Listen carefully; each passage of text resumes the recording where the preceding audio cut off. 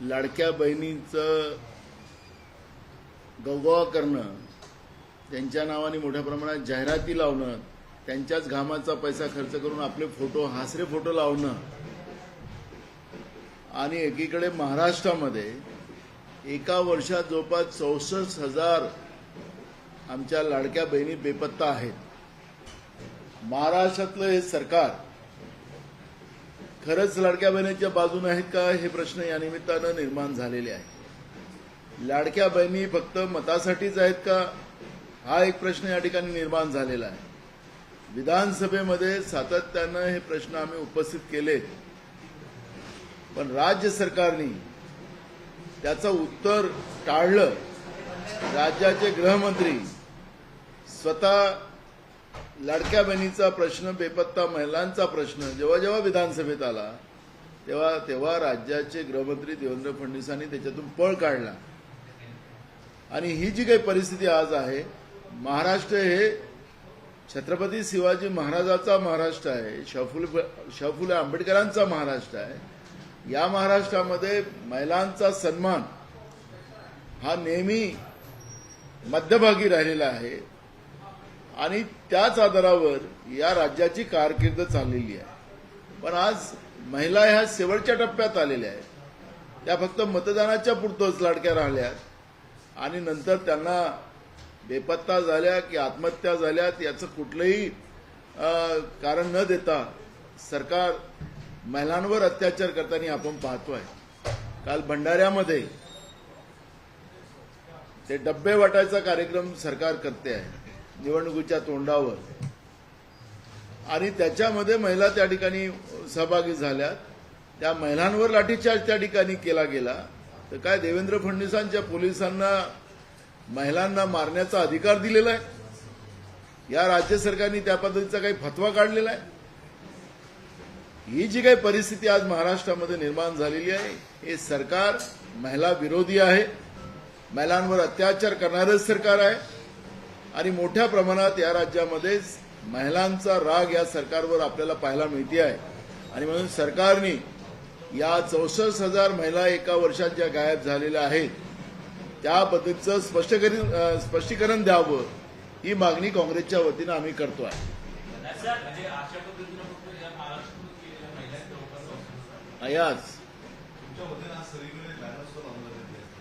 बिलकुल आम्ही लावलंय. सरकारने उत्तर दिलं पाहिजे. आमची मुद्दा असा आहे की आखरी हे महिलांच्या बाजूने आहेत की महिलांच्या विरोधात आहे, ही वस्तुस्थिती त्या ठिकाणी यावी. उद्योगपत्यांचं कर्ज माफ केलं जातं. आता मिठागराच्या जमिनी हजारो कोटीच्या दिल्या जातात, त्याच्या जाहिराती लावा ना. पण 1,500 रुपये द्यायच्या त्याच्या जाहिराती पूर्ण महाराष्ट्रात तुम्ही त्यांच्याच भगिनीच्या पैशातून तुम्ही करता आहात आणि महागाई वाढून भगिनींना तुम्ही आर्थिक लुटताय. तर हे महिलांवरचं प्रेम, लाडक्या बहिणीवरचं प्रेम या सरकारचं काय आहे हे आपल्याला पाहायला मिळते. सर, एकीकडे तुम्ही आता म्हटलात की महिला बेपत्ता आहे, दुसरीकडे शेतकरी आपला आक्रोश जो आहे तो मंत्रालयाच्या मुख्य प्रवेशद्वारावरती करताना पाहायला मिळतो. सोयाबीन उत्पादक शेतकऱ्यांना हमीभाव मिळत नसल्यामुळे एक तरुण शेतकऱ्यांनी संपूर्ण सोयाबीन जे आहे ते मंत्रालयाच्या मुख्य गेटवरती फेकून आंदोलन केलं. नरेंद्र मोदीचं सरकार असो की राज्यातलं महायुतीचं सरकार असो, हे सरकार हे शेतकरी विरोधी आहे, हे धनदागड्यांचं सरकार आहे. हे आम्ही जो आरोप करत होतो त्याला तुम्ही आरोप म्हणत होता, ती वस्तुस्थिती आपल्याला या ठिकाणी पाहायला मिळते आहे. आज सगळीकडे जवळपास दुष्काळाची परिस्थिती आज शेतीमध्ये निर्माण झालेली आहे. अतिवृष्टीमुळे सगळं धान असेल, कापूस असेल, सोयाबीन असेल, फळबागा असतील, भाजीपाला असेल, सगळं नासधूस झालेली आहे. सरकार सर्व्हे करायला तयार करत नाही. सर्व्हे त्या ठिकाणी झाला तिथं अजून पैसे दिले नाहीत आणि जो काहीतरी या निसर्गाच्या तावडीतून वाचून जो काही सोयाबीन आता शेतकऱ्यांनी काढला त्याला 4,000 रुपये भाव देतात आहेत. या सरकारने ज्यावेळेस महाराष्ट्रामध्ये आघाडीचं सरकार होतं त्याच वेळेस या मंत्रिमंडळातले अनेक मंत्री सोयाबीनला आणि कापसाला भाव मिळावा याच्यासाठी आंदोलन आणि उपोषण करायचे. तर ते नकली होतं का? सत्ता आल्यानंतर 6,000चा सोयाबीन आज 4,000 रुपयाला दिला जातो. एकीकडे खताचे भाव वाढलेत, एकीकडे बियाणाचे भाव वाढलेत, डिझेलचे भाव वाढलेत, सगळे भाव वाढलेत. मग त्याप्रमाणे शेतकऱ्यांच्या शेतीमालांचा भाव किंमत वाढायला पाहिजे होती, पण ती वाढवली गेली नाही. आणि म्हणून आज तरुण शेतकऱ्यांनी मंत्रालयाच्या समोर या नालायक सरकारच्या समोर मेहनतीनं पिकवलेला सोयाबीन त्या आज मंत्रालयाच्या दारासमोर टाकलेला आहे. हा सरकारचा निषेध करण्यासाठी तो तरुण शेतकरी इथं आलेला आहे आणि त्याच्यामुळे तो विरोध करण्यासाठी, निषेध करण्यासाठी सरकारचा तो शेतकरी आलेला आहे. हे शेतकरी विरोधी सरकार आहे, म्हणून हे चित्र आज महाराष्ट्रामध्ये पाहायला मिळत आहे. आपल्याला लक्षात असेल की धर्मा पाटील असेल की असे अनेक शेतकरी आहेत की त्यांनी या ठिकाणी येऊन आत्महत्या केलेली आहे.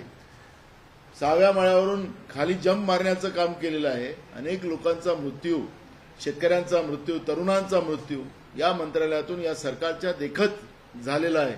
आणि म्हणून हे सरकारच शेतकरी विरोधी आहे हे त्याच्यातून स्पष्ट होते. सर, आज अमित शहा 2 दिवस मुंबईच्या दौऱ्यावरती आहेत. अमित शहा मुंबईच्या दौऱ्यावरती असताना तळागाळातल्या बैठका त्यांच्याकडनं घेताना पाहायला मिळत आहेत. केंद्रीय गृहमंत्री आहेत ते आता अमित शहा आणि मोदींचे दौरे वाढले. ज्या पद्धतीने लोकसभेला त्यांचे दौरे वाढले होते तो त्याचा परिणाम होईल का? महाराष्ट्र हे अमित शहा आणि मोदीसाठी एटीएम कार्ड आहे आणि हा एटीएम कार्ड पुन्हा कसा वाचवता येईल याच्यावरचा तो एक प्रयत्न शेवटचा ते करतात आहे. जेवढं अमित शहा महाराष्ट्रात येतील, जेवढं नरेंद्र मोदी महाराष्ट्रात येतील, त्याचा सरळ फायदा महाविकास आघाडीला होईल. हे मी तुम्हाला पहिले सांगितलं, आजही सांगतो. एटीएम कार्डच्या मागं ही जी मेहनत चाललेली आहे नरेंद्र मोदी आणि अमित शहाची, ही महाराष्ट्राला तो एटीएम कार्ड बनवलेला त्याच्यामुळे आहे. त्याचा काही फरक पडणार. महिलांच्या अत्याचाराच्या घटना देखील वाढताना दिसून येतात. कलकत्त्याची घटना ताजी असताना न्याय मिळणारा मुलीची घटना घडली आहे. मुख्यमंत्र्यांनी जे ते डीनला निलंबन करण्याचे आदेश कसे पाहतायत? मूळ प्रश्न आहे की ती कलकत्त्यामध्ये त्याच पद्धतीचा त्या व्यवस्थेवर कारवाई करण्याचं काम तिथल्या सरकारने केलेलं होतं. महाराष्ट्रामध्ये त्यापेक्षाही जास्त मोठ्या घटना, अत्याचाराचं काही त्याला मी तुलना करू शकत नाही, ह्या लहान आहे की मोठ्या आहे. आखरी स्त्रीवरचा, महिलावरचा अत्याचार म्हणजे अत्याचार असतो. महाराष्ट्रामध्ये रेग्युलर या पद्धतीचं महिलांवर अत्याचार, लहान मुलीवर अत्याचार सुरू आहे. ज्यावेळेस महाविकास आघाडी म्हणून शरद पवारजी असेल, उद्धव ठाकरेजी असेल, मी असेल, आम्ही जेव्हा मोर्चा काढायला निघालो तर यांनी आमच्या मोर्चावरच बंदी आणली, कोर्टामध्ये जाऊन बंदी आणली. पण पश्चिम बंगालमध्ये बीजेपीच्या लोकांना त्या पद्धतीच्या मोर्चे काढायचे अधिकार आहेत. मग ते पश्चिम बंगालचेच बीजेपीवाले इथं येऊन मोर्चे काढावेत. आता जिथं या पद्धतीनं महाराष्ट्रामध्ये सगळ्यात जास्त अगर देशात कुठं अत्याचार होत असेल, लहान मुलीपासून तर महिलांवर अत्याचार होणारं हे केंद्र महाराष्ट्र झालेलं आहे. आणि हे महाराष्ट्राला खऱ्या अर्थानं एक लाजिरवाणी बाब या सरकारच्या काळामध्ये निर्माण झालेली आहे. आणि म्हणून या सरकारने थोडं तरी सुकणीवर यावं आणि ह्या सगळे जे आज महिलांवर आणि लहान मुलींवर अत्याचार चाललेला आहे हे थांबवण्यासाठी कडक उपाययोजना कराव्यात, एवढीच मागणी करू शकतो. त्याच्या पलीकडे या सरकारकडून काय अपेक्षा राहिलेल्या नाही. फक्त डीनला बदली करणं आणि जो आरोपी डॉक्टर आहे त्याला निलंबित करणं एवढ्यावर ही कारवाई आता थांबताना दिसते आहे. आपण काय मागणी करायला या निमित्तानं? हे सरकारच बरखास्त केलं पाहिजे. महाराष्ट्रामध्ये ज्या पद्धतीनं धार्मिक तेढ, महिलांवर अत्याचार ज्या पद्धतीने जे सुरू झालेलं आहे त्याच्यामुळे हे सरकारच असफल झालेलं, नापास सरकार आहे. आणि म्हणून या सरकारलाच बरखास्त केलं पाहिजे. ही मागणी आम्ही मागच्या काळात केली, पण केंद्रातलं नरेंद्र मोदीच्या सरकारला महाराष्ट्रामध्ये तेच अपेक्षित आहे.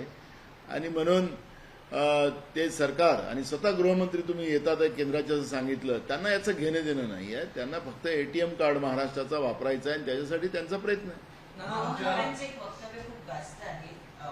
त्याच्यामध्ये ते असं म्हणतायत की लोकसभेच्या निवडणुकीमध्ये भाषणादरम्यान ते बोलले की लोकसभेच्या निवडणुकीमध्ये 14 जागांवर वोट जिहाद झाला आणि त्यामुळं ज्या पद्धतीचा हा संपूर्ण प्रकार दिसून येतो आहे, लव्ह जिहाद आणि वोट जिहाद मोठ्या प्रमाणात महाराष्ट्रात सुरू आहे. मला तर असं वाटतं की हे जे सध्याचे गृहमंत्री आहेत, सध्याचे म्हटलं थोड्या दिवसाचे असल्यामुळे, तर यांच्या ह्या वक्तव्यातीच मला त्यांच्या वक्तव्याचाच महाराष्ट्राच्या जनतेलाच एक प्रकारचं शर्मिंदा करणारं हे वक्तव्य असेल. गृहमंत्री पदावर आहेत म्हणून त्यांचं व्यक्तिगत मत नाही, ते गृहमंत्री म्हणून मांडतात आहे. शिवाजी महाराजांचा इतिहास आणि शिवाजी महाराजच त्यांना माहिती नाही. शिवाजी महाराजांच्या सैन्यामध्ये सुद्धा मुस्लिम होते. आता मुसलमानांना ओढ जिहाद म्हणायचं असेल तर मग आता याच्यापेक्षा दुर्भाग्य काय? शाहू फुले आंबेडकरांचा महाराष्ट्र आहे. ज्या महाराष्ट्राने पूर्ण देशामध्ये समतेचा संदेश दिला, त्या महाराष्ट्रातला गृहमंत्री या पद्धतीचं वक्तव्य करत असेल ते महाराष्ट्रासाठी भूषणावं नाही आहे. त्यांनी जाहीर माफी मागावी या वाक्याची. आणि लव जिहादचा जो प्रश्न आहे, तुम्हीच गृहमंत्री आहात. महाराष्ट्रामध्ये या पद्धतीचं जिहाद लव जिहाद होत असेल, कोणी महाराष्ट्रद्रोही होत असेल, त्याच्यावर कारवाई करायचे अधिकार तुमच्यावरच आहे. तुमचे काही आमदार एका धर्माला शिवा देत निघालेले आहेत. आखरी चाललं काय या महाराष्ट्रामध्ये? कुठं गोटमार होत असेल, कुठं लाठीचार्ज होत असेल, कारवाई करा ना. तुम्हाला कोणी थांबवलेलं आहे? पण जे वक्तव्य करून महाराष्ट्राला तोडण्याचा जो पाप तुम्ही करता आहात, त्याचं खऱ्या अर्थानं देवेंद्र फडणवीसांनी या राज्याच्या जनतेची माफी मागितली पाहिजे. ओढ जिहाद हा शब्द वापरून त्यांनी या समतेचं समर्थन करणाऱ्या महाराष्ट्राचं अपमान करण्याचं काम जे केलेलं आहे, यांनी जाहीर माफी मागावी. ही भूमिका काँग्रेस पक्षाची आहे.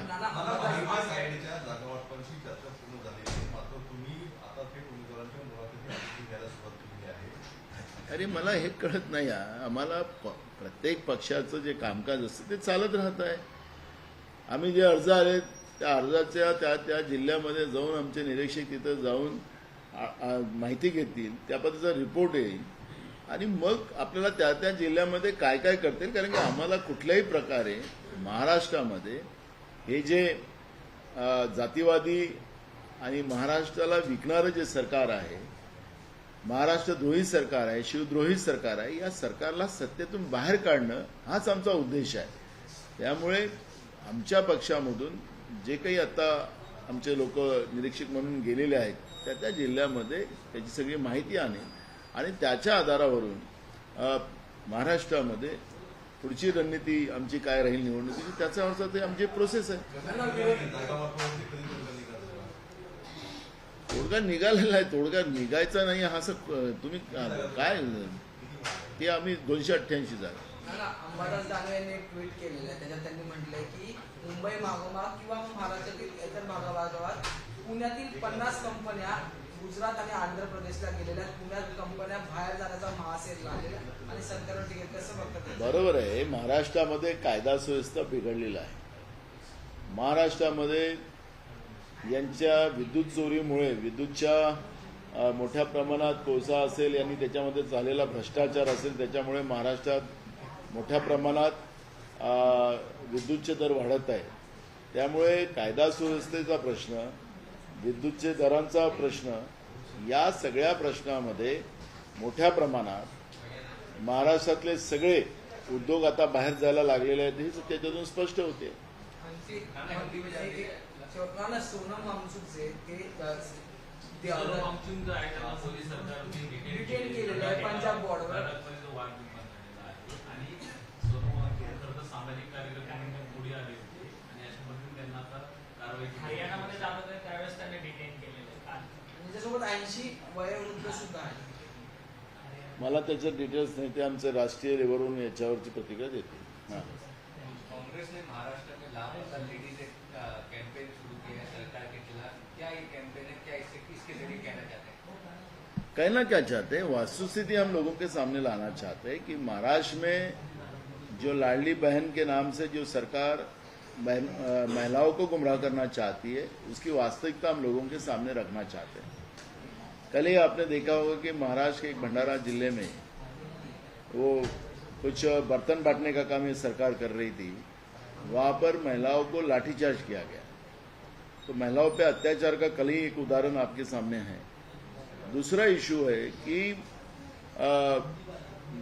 बड़े पैमाने में छोटे बच्चियों के ऊपर, महिलाओं के ऊपर अत्याचार महाराष्ट्र में रोज हो रहे हैं, रोज आपके चैनल में दिख रहे हैं. महाराष्ट्र को अपमानित करने का काम राज्य की सरकार बार बार कर रही है, ये उसमें स्पष्ट होता है. हमने विधानसभा में भी सवाल किया है, हम चुनाव में नहीं कर रहे हैं, हमने विधानसभा में भी ये मुद्दा उपस्थित किया था. सरकार इसमें विधानसभा को ही गुमराह कर रही थी।